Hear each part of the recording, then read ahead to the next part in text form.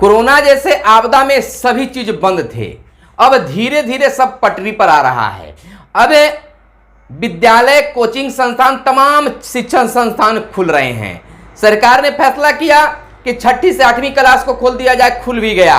9वीं से 12वीं तक खोलने का निर्णय लिया गया, खुल भी गया। सब कुछ अभी ठीक ठाक है और सब चीज ठीक ठाक रहा तो 1 मार्च 2021 से छोटे छोटे नन्हे नन्हे प्यारे बच्चों के लिए भी जो स्कूल की रौनक लौटाने में उनकी बेताबी बढ़ी हुई है कि मैं अपने विद्यालय तक जाएं और विद्यालय में फिर उससे वही हमें खुशियां प्रदान हो, तो सरकार ने निर्णय लिया है, विभाग ने निर्णय लिया है कि 1 मार्च 2021 से 1ली से 5वीं तक के बच्चों का विद्यालय खोल दे। चलिए, सरकारी विद्यालय तो खुल जाएंगे, 50% बच्चे भी वहां आने लगेंगे, रौनकता विद्यालय की बढ़ जाएगी। लेकिन कई समस्या भी इस बीच उत्पन्न हो गए हैं। अब क्या क्या उत्पन्न हुआ है, तमाम चीजों पर हम दोनों चर्चा करेंगे। मेरा नाम सुनील बॉबी है, हमारे साथ हमारे सहयोगी अभय कुमार जी हैं, जो हम इस पर चर्चा करेंगे कि 1ली क्लास से 5वीं क्लास तक जो विद्यालय खुल रहा है उसमें क्या समस्या है। देखिए, सबसे पहली समस्या सरकारी विद्यालय में तो है ही कि वहां पर लोगों को जागरूक करना होगा। सर, जागरूक जब तक बच्चे नहीं हो पाएंगे तो क्या विद्यालय में बच्चे पहुंच पाएंगे? जागरूकता से पहले बच्चे के जो पेरेंट्स हैं उनके मन से एक डर निकालना होगा। जी जी। और डर निकालने के बाद जो क्या कैसा डर सर? बच्चे अभी जो स्कूल खुली थी तो हम लोग कुछ गार्जियन से बात किए थे जो 6ठी क्लास के स्कूल खुली थी, तो उनसे पूछे कि आप स्कूल बच्चे को भेज रहे हैं या नहीं भेज रहे हैं। बहुत सारे माताएं भी हैं, तो उन्होंने कहा कि नहीं, बहुत डर लग रहा है। कुछ भेजी तो बोलने कि दिल पे पत्थर रखकर भेज रहे हैं। लेकिन ज़्यादातर गार्जियन ये सोच रहे हैं कि इस बीमारी है, इस बीमारी के चलते हम बच्चा को भेजेंगे, बच्चों रिस्क हम क्यों उठाएं। जी जी। और दूसरी बात यह है कि अब गार्जियन को ये भी समझ में नहीं आ रहा है, जो बच्चा की अब 3रा क्लास में बच्चा पढ़ रहा है, 5वां क्लास में पढ़ रहा था, गया 5वां क्लास में, वो 6ठा क्लास में चला जाएगा। जो विद्यालय का माहौल तो उसको मिला नहीं, लेकिन पढ़ाई का जो सिलेबस है वो भी भूल गया है। तो बहुत सारे हैं, ये लंबा अंतराल ना हो गया, लंबा अंतराल हो गया। देखिए, सरकारी विद्यालय खुलेंगे, बच्चों को जागरूक करने के बाद, गार्जियन को जागरूक करने के बाद वहां पर रौनकता लौट जाएगी, क्योंकि सरकार के पास में कई योजनाएं हैं जिसके माध्यम से, जैसे मध्याह्न भोजन है, उसके चलते भी विद्यालय में अच्छे खासे उपस्थिति दर्ज होते हैं, तो वहां तो हो जाएंगे। लेकिन यहां पर एक समस्या प्राइवेट विद्यालय को लेकर है। प्राइवेट विद्यालय एकदम क्रिया खाली खुट्टा ठोक लिए हैं कि हम अभिभावकों को कोरोना काल का भी फीस लेंगे ही। ये जो प्राइवेट विद्यालय की जो स्थिति है, उनको क्या कहा जाए, वो बच्चे को पढ़ाने से ज्यादा गार्जियन को दूहने का काम करते हैं। बिल्कुल। अब देखिए, कोरोना काल में विद्यालय बंद रही, एक नया नौटंकी चला, मैं नौटंकी ही बोलूंगा कि ऑनलाइन पढ़ाई होगी।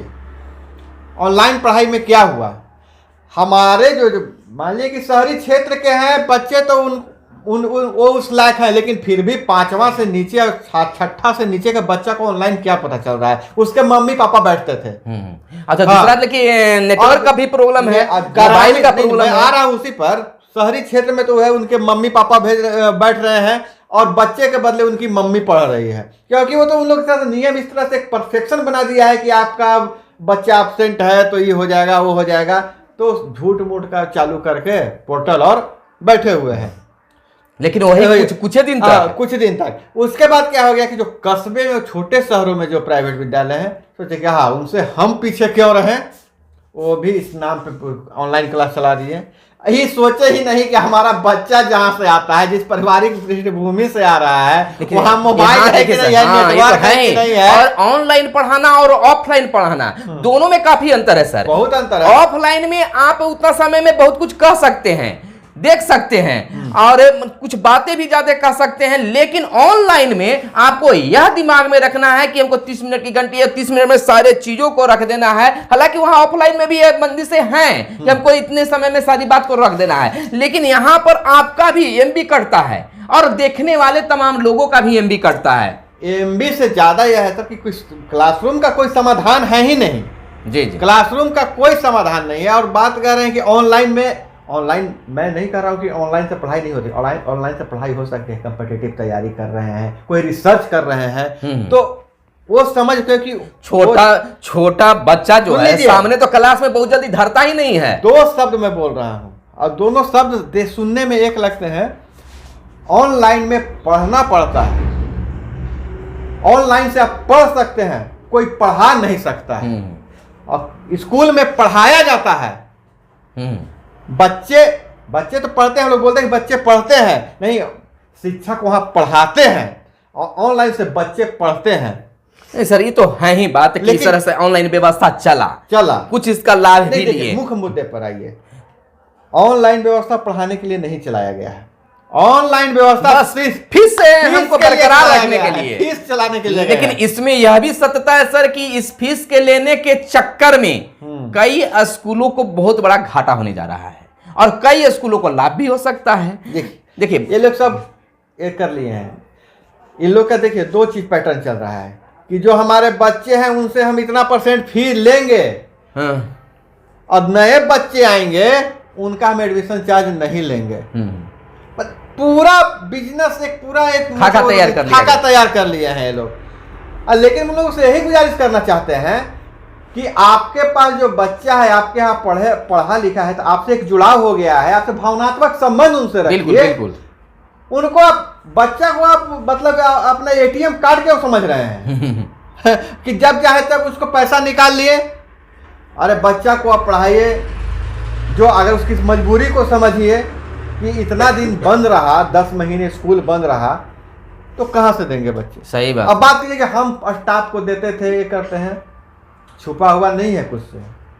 स्टाफ को आप क्या देते थे, कितना % देते थे, ये भी पता है, और उसके बाद आप लोगों ने पहले क्या ले लिया है वो भी पता है।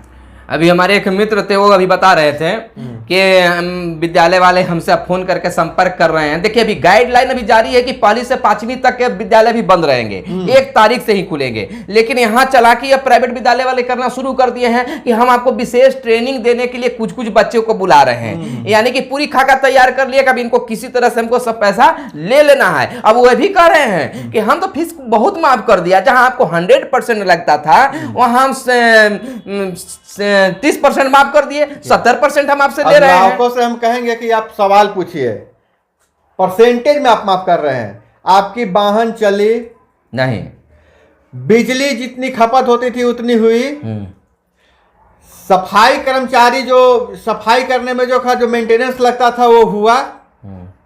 तो अब क्या कर रहे हैं, किस चीज का, वाहन का आप 30% क्यों लीजिएगा, हम तो 40%, बिजली बिल का आप 40% क्यों लीजिएगा, लाइब्रेरी के नाम पे आप वसूलते हैं वो क्यों लीजिएगा, आप फिर स्वास्थ्य परीक्षण के नाम पे आप वसूलते हैं उसको क्यों लीजिएगा, आप मेंटेनेंस का विद्यालय के रख रखाव पर आप हमसे पैसा लेते हैं उसका हम 40% क्यों दें। तो वो 40% करके कितना हो गया, बहुत ज्यादा हो जाएगा, बहुत ज्यादा हो जाएगा। तो ये लूट का धंधा छोड़िए, वहां वो चालाकी दिखा रहे हैं, लेकिन गार्जियन भी, अभिभावक भी कम चालाक नहीं, वो भी मन बना लिए हैं कि अब उस विद्यालय में हम अपने बच्चे को नहीं भेजेंगे बल्कि दूसरे विद्यालय में हम भेजेंगे, नामांकन कराएंगे। अभिभावकों से एक है कि अभिभावक सबसे पहले आपस में बातचीत करना शुरू करें।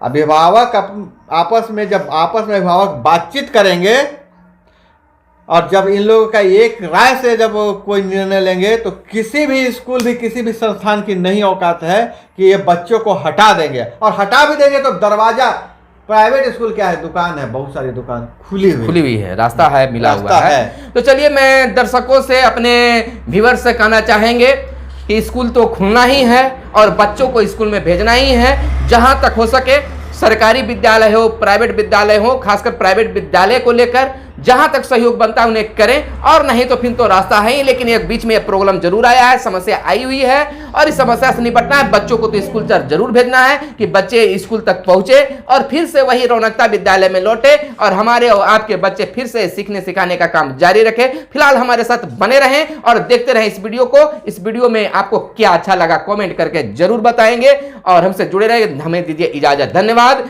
जय हिंद, जय भारत, वंदे मातरम।